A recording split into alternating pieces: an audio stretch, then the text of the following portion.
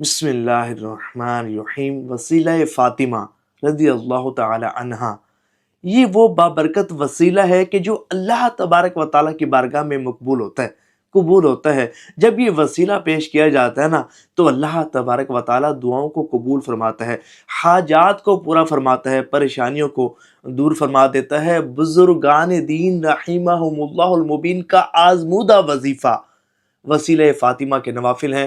آج میں آپ کو ان کو پڑھنے کا طریقہ بتاتا ہوں، یہ پڑھتے کیسے ہیں اور پڑھنے کا خاص وقت کون سا ہے، کس طریقے کے ساتھ، کن آداب کے ساتھ پڑھنے ہوتے ہیں، اور پڑھنے کے بعد کیسے اس کا ثواب سیدہ کائنات کو ہدیہ کیا جاتا ہے۔ توجہ کے ساتھ اینڈ تک اس ویڈیو کو دیکھیے گا۔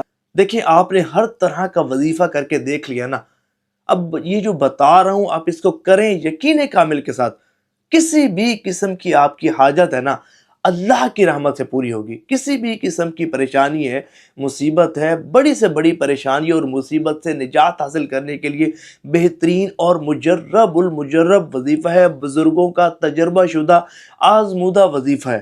بس آپ نے کرنا ہے، بس سننا ہے، عمل کرنا ہے۔ اللہ کی رحمت سے امید ہے کہ اللہ تعالیٰ چاہے نا، یقین مانے ایک دن میں ہی آپ کا کام ہو جائے۔ اتنا بہترین وظیفہ ہے۔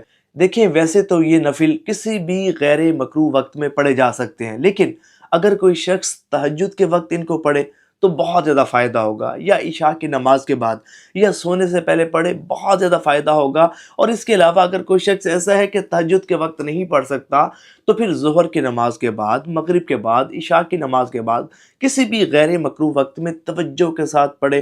ان نفل کو پڑھنے کا طریقہ نہایت ہی آسان ہے۔ آپ نے ہر رکعت میں سورۃ فاتحہ شریف کے بعد 11 مرتبہ یا 21 مرتبہ سورۃ اخلاص شریف پڑھنی ہے۔ سلام پھیرنے کے بعد آپ 11 مرتبہ یا 21 مرتبہ درود ابراہیمی پڑھیں گے، اور پھر اس کے بعد ایک تسبیح فاطمہ شریف کی پڑھنی ہے، یعنی کہ 33 مرتبہ سبحان اللہ، 33 مرتبہ الحمدللہ اور 34 مرتبہ اللہ اکبر۔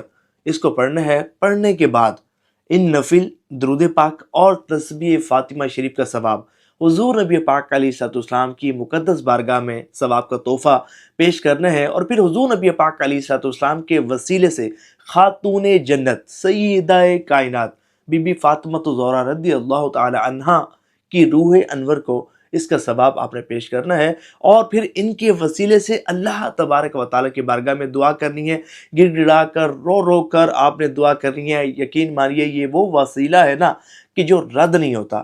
آپ یقین کامل کے ساتھ ان نفل کو پڑھیے، ہو سکے تو دن میں 2 3 مرتبہ، 4 مرتبہ، ہر نماز کے بعد بھی پڑھ لیں تو اچھی بات ہے، لیکن فجر اور عصر کی نماز کے بعد نہیں پڑھ سکتے۔ ظہر، مغرب، عشاء، تہجد کی نماز کے بعد آپ ان کو پڑھیں، یقین کامل کے ساتھ پڑھیے، اور روزانہ ہی پڑھنے کے بعد اصالہ ثواب کیجیے۔ پھر دیکھیے کیسے آپ کے کام بنتے ہیں، بگڑے کام سنورتے ہیں، مشکلات آسان ہوتی ہے، کیسے حاجات پوری ہوتی ہیں، اور ملٹیپل حاجات کی نیت بھی آپ ان نوافل میں کر سکتے ہیں۔ اللہ تبارک و تعالیٰ آپ سب کی حاجات کو پورا فرمائے۔ کمنٹس میں آمین لکھیے گا، اور ثواب کی نیت سے اس ویڈیو کو شیئر ضرور کیجیے گا۔